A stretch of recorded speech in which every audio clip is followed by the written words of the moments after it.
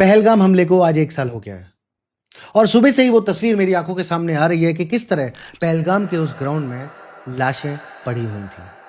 पूरे देश में आक्रोश था और फिर सबको मेरी याद आई। मैं एक फौजी हूं, देश को जरूरत थी, ऑपरेशन सिंदूर हुआ, हम दुश्मन के घर में घुस के उसको मार के आए। दक्षिण में जब बाढ़ आई थी, मेरी याद आई थी।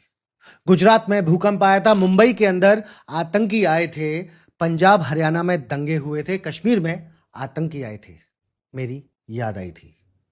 लेकिन उसके बाद आया 8th पे कमीशन, उसकी चर्चाएं चल रही हैं और शायद मेरी जरूरतों की बातचीत भी होगी। लेकिन उस समय हमारे defence secretary Rajesh Kumar Singh ji 89th batch के IAS, उनको मेरी याद नहीं आई। उनके लिए तो बस ये कहूंगा कि तुझे याद न मेरी आई, किसी से अब क्या कहना। आप केरला में बहुत अच्छा काम करके आए थे, इसलिए केरला से आपके होम क्वार्टर से निकलने के बाद 2018 में जब बाढ़ आती है तो मुझे बुलाया जाता है। आप सेंटर में आ जाते हैं, यूनियन में बैठते हैं, आप टेक्सटाइल में, ट्रेड में बहुत अच्छा काम करते हैं और उसके बाद आप डिफेंस में आते हैं और आप मेरा भाग्य लिखते हैं। मेरे प्रमोशन कब होंगे, मुझे तनख्वाह कितनी मिलेगी, मुझे अलाउंसेस कितने मिलेंगे, मेरी जान की कीमत कितनी है, मेरे लिम्स की कीमत कितनी है, मेरे सारी प्रॉब्लम्स की कीमत कितनी है, वो आप फैसला करेंगे। लेकिन इस टाइम भी आपको मेरी याद नहीं आई।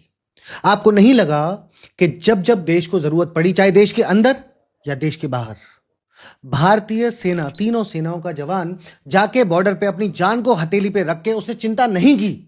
उसने चिंता नहीं की कि मेरे पीछे से क्या होगा। उसने कहा देश को मेरी जरूरत है, मैं काम करूंगा। लेकिन आपने क्या किया? आप तो हमें भूल गए।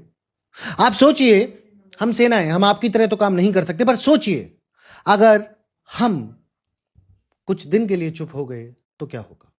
दोस्तों, इस रील को ज्यादातर लोगों से शेयर करना, जिससे दो चीजें क्लियर हो जाए। एक ये पता चल जाए कि जो भी ऐसी पहलगाम जैसी घटनाओं में जिसकी भी जान गई, हम फौजियों के लिए वो हमारा परिवार था। लेकिन यह भी पता चल जाए कि क्या हम आपके लिए परिवार हैं। Thanks for watching. जय हिंद, जय भारत।